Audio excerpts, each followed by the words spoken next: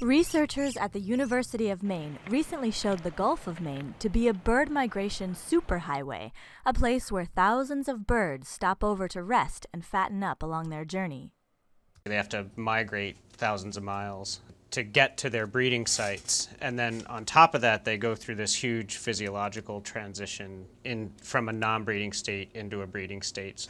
Adrianne, Leppold is out of Matinic, and last year some of those islands they're thinking are like the new hot spots for migration. Just from that 2-month season, we estimated that at least 250,000 to 500,000 birds were flying over this region. Those researchers are now collaborating on a national scale to study the effects of climate change, land development, and alternative energy initiatives on migratory birds. The Northeast Regional Migration Monitoring Network arose from the need to understand what's happening on a range of different scales. Data is being collected using a variety of methods, including sound recordings, blood, claw, and feather samples, and banding. The advantage of banding certainly gives us information about specific individuals, and so we can start to put together pictures of demographics of the population, age and sex ratios. The band is it's like a social security number for the bird, so it's a 9-digit number that no other bird will have. These are mist nets, and then there's panels of net that go in between, and they're very fine so that the birds have trouble seeing. And you've got it restrained so it can't hurt its wing or its feet, and those are its legs. That's kind of what you're worried about. Information is also being collected from bird sounds. This tall contraption is being used to gather sound data.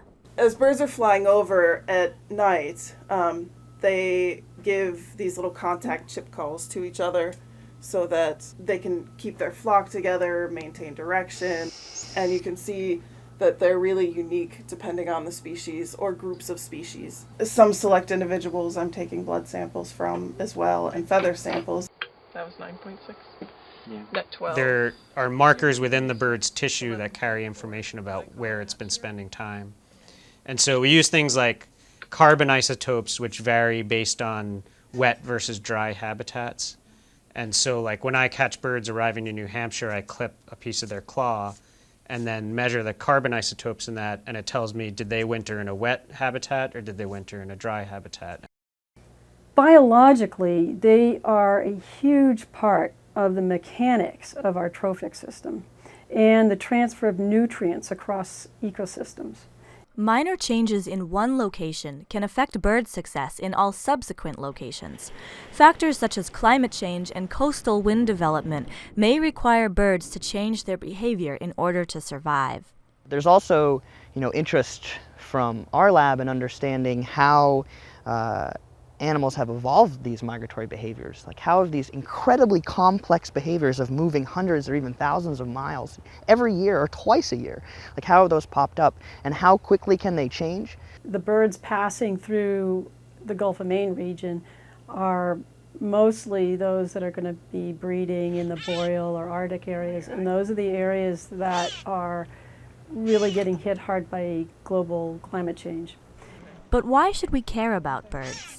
An individual person may have that, well, what does it matter to me question. From that perspective, the other value of them as a group of organisms is that they serve as incredible environmental indicators of change in the environment.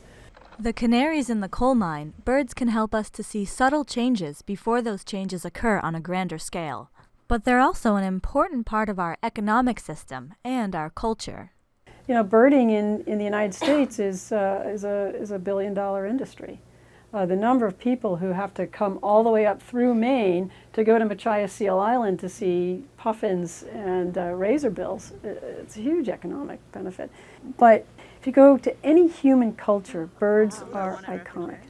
They appear in almost every imagery that you can imagine. We can't downplay the cultural aspect of any animal in our environment.